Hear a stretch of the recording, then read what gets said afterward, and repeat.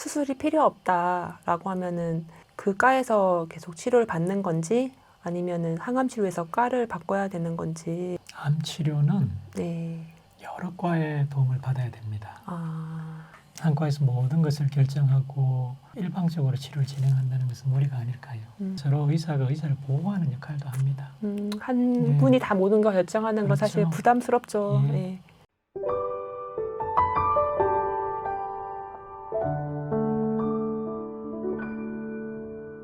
네, 그럼 좀 전에 말씀드린 대로 여러 가지 상황을 생각해서 이제 병원을 정했다고 하면은 과를 선택을 해야 되는데, 사실 처음에 기수와 상관없이 대부분 뭐 신장암이다 하면 비뇨기과로 가고, 이제 뭐 폐암이다 하면 흉부외과로 진료를 보는 경우가 많잖아요. 수술이 필요 없다라고 하면은 그 과에서 계속 치료를 받는 건지 아니면은 항암 치료에서 과를 바꿔야 되는 건지, 이런 부분은 어떻게 되는 건가요? 암 치료는 네. 여러 과의 도움을 받아야 됩니다. 아, 특히나 저희가 하는 종양내과 항암 치료는 네. 매우 빠른 속도로 새로운 약이 나오고 음, 치료가 바뀌고 정보가 쌓이기 때문에 네. 사실 이제 종양내과에 저는 이제 비뇨기암만 주로 하지만 네. 그럼에도 불구하고 이렇게 매년 공부할 게 참 많거든요. 근데 물론 이제 열심히 공부하시는 선생님도 있으시겠지만 비뇨기과에서는 대개 이제 수술에 좀 더 집중을 하고 수술이 지난 이후에 정말 이제 그때부터는 사실 전신 질환이 되죠. 전신 질환인 거는 전이가 온몸의 되는, 치료를. 그렇죠. 예. 예, 어떤 문제가 생길 줄 모르는. 그러니까 사실 신장암은 수술하고 나면은 신장 부분은 사실 더 이상 수술할 일이 그렇죠. 없죠. 네. 예. 그래서 그런 말이 있잖아요. 이제 약은 약사에게, 진료는 의사에게. 이제 의사들은 약도 의사에게, 진료도 의사에게. 다 내 거다 이런 거죠 지금.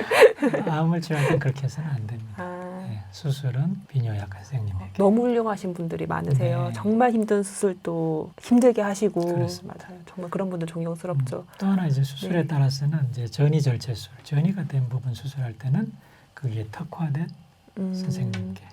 그러니까 예를 들어서 폐전이는 흉부외과, 골전이는 정형외과, 뇌전이는 필요에 따라서 또 신경외과 선생님들과 협진하는 것처럼 수술이 더 이상 도움이 되지 않고 또는 수술을 떠나서 항암 치료가 주된 치료가 되는 상황에서는 당연히 종양내과에서 상담을 하고 치료를 받아야 되지 않겠습니까? 근데 이게 되게 환자 입장에서는 어려운 게, 네, 그 힘든 수술을 해주신 교수님인데 저 종양내과에서 항암 치료 받을게 하는 게 되게 죄스럽고 막 죄송하고 하면 안 될 것 같은 이런 마음이 사실은 있거든요. 네, 그래서 사실 어떤 병원에서는 이제 시스템적으로 종양내과로 가는 병원도 있지만, 좀 비뇨기과에서 교수님께 말씀을 드려야 되는 경우도 있는데, 저희 종양내과로 갈게요라고 말씀드려도 괜찮나요? 저는 환자의 권리라고 생각합니다. 예를 들어서 비뇨기과에서 신장암을 수술하고 폐전이가 됐어요.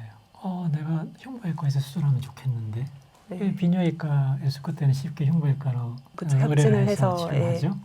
똑같은 거 아닐까요? 제일 그 부분에 대해서 많은 지식을 가지고 가장 잘 치료할 수 있는 분한테 치료를 받으면 됩니다. 종양내과는 내과니까, 그죠? 네, 그러니까 전신 치료라는 거는 우리가 약을 먹으면 이 약이 전신으로 가는 거잖아요. 그렇습니다. 그러니까 이런 내과적인 치료니까 아무래도 좀 이 분야에 특화된 네, 종양내과 부분이 좀 더 환자한테 유리하지 그렇죠. 않을까. 그렇습니다. 그래서 이런 부분은 좀 환자분들이 챙겨셔야 되는 부분 같기도 해요. 그렇습니다. 근데 이런 생각이 있어요. 이렇게 종양내과 교수님들은 수술 싫어해. 이렇게 생각하거든요. 그래서 실제로 그래요. 종양내과 교수님은 좀 수술에 대해서 보수적이거나 이러진 않으세요? 비뇨기과에서 저를 싫어합니다. 왜? 수술 너무 보낸다. 교수님 수술 가능하면 그냥 보내시는군요. 네, 적극적인 수술을 통해서 우리가 일부 환자에서 완치를 할 수도 있으니까요. 네. 또 그것도 있습니다. 우리가 오해가 된 것 같은데 네. 종양내과 의사는 수술을 꺼린다라는 것보다는 네. 종양내과 의사는 환자에게 도움이 될 만한 수술만 의뢰한다. 이렇게 표현하는 게 더 맞을 것 같습니다. 환자한테 이득이 있으면은 그렇죠. 이득이 있는 수술을 수술 하는 거죠. 적극적으로 보낸다. 그렇죠. 이득이 되지 않기 때문에 어떻게 보면 수술을 보내지 않는 경향이 있지 않을까라는 생각이 드는데요. 그냥 하나 지나간 이야기로 하나 해볼게요. 전립선암의 대가가 있어요. 필렛 위트모어라는 분이었습니다.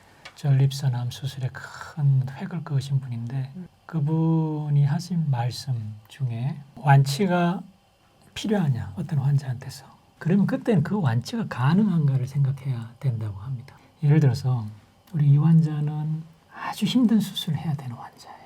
이 환자가 힘든 수술을 하면 완치가 될 수 있어요. 그리고 이 환자는 완치가 필요해요.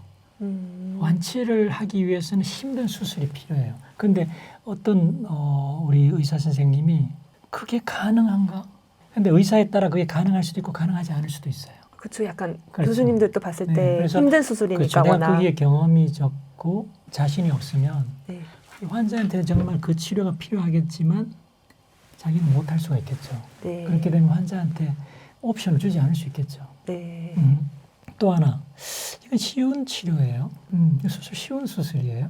이거는 뭐 누구나 할 수 할 수 있는. 있어요. 그런데 크게 환자한테 도움이 되진 않아요. 그러면 내가 이 치료는 할 수는 있어. 환자한테 도움이 되지 않는 치료를 해야 될까요? 이게 현실에서 어떻게 보면 많이 일어나고 있어요. 똑같이 내과적인 치료도 마찬가지예요. 네. 우리가 이런 많은 치료제들이 있지만 예전엔 저희가 아주 고용량의 인터류킨-2라는 치료가 힘들기로 유명한. 예, 주치료였죠. 네. 근데 그 치료는 분명히 그 치료를 받는 환자의 7%에서는 완치가 됐어요. 네. 젊은 환자예요. 전이가 돼서 이 환자는 인터류킨-2 치료를 하면 고용량 인터류킨-2 치료를 하면 완치가 될 것 같아요. 완치가 필요하냐? 그러면 내가 이 치료를 안전하게 해줄 수 있냐겠죠.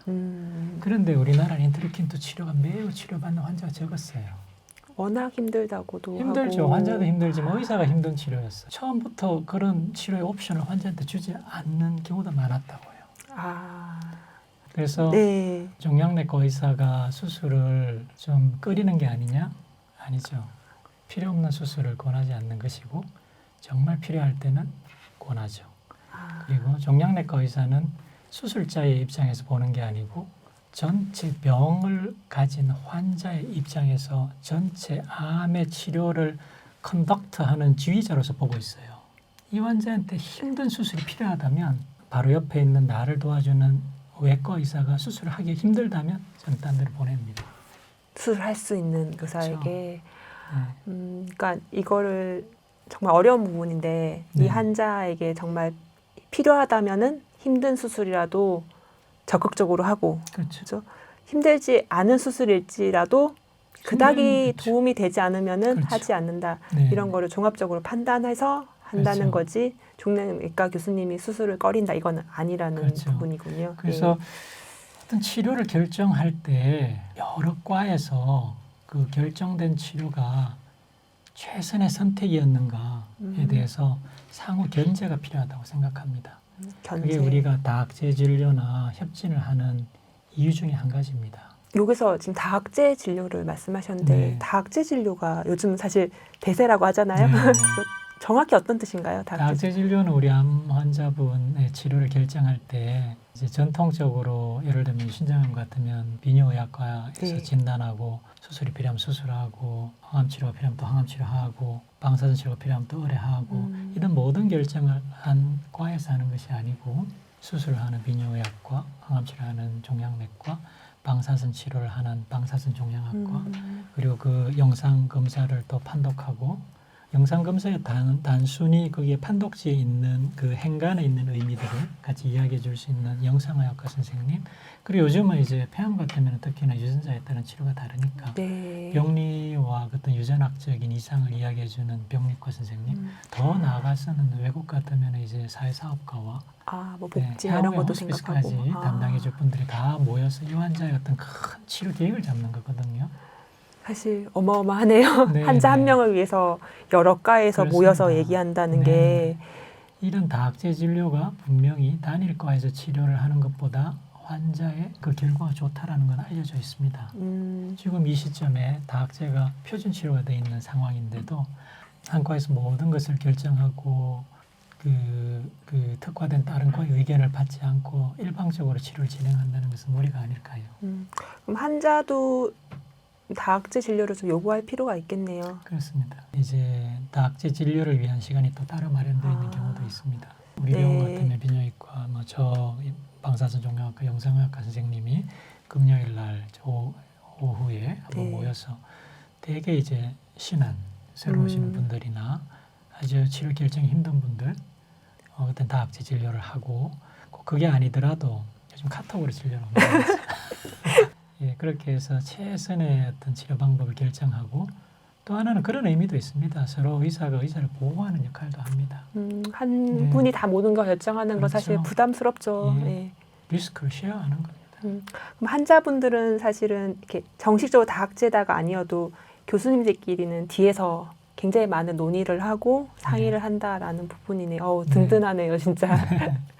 맞아요. 그 환자분들 또 이렇게 항암 치료하다가 수술하게 된 분들 보면은 얘기 들어보면 교수님이 이렇게 뭐 다른 과랑 얘기를 해봤더니 이렇게 하는 게 좋을 것 같다 이런 얘기를 한다고 네, 하더라고요. 네. 그러면은 아 뒤에서 정말 애쓰시는구나라고 네. 이제 환자분들은 받아들일 수가 있겠네요. 교수님 이제 항암 치료를 하면서 생활적인 부분을 좀 얘기를 나누고자 하는데요. 옛날부터 안 걸리면 집안에 뿌리 뽑는다 막 이런 말이 있잖아요. 그래서 항암 치료하는데 돈이 많이 든다 그런 걱정이 많아요.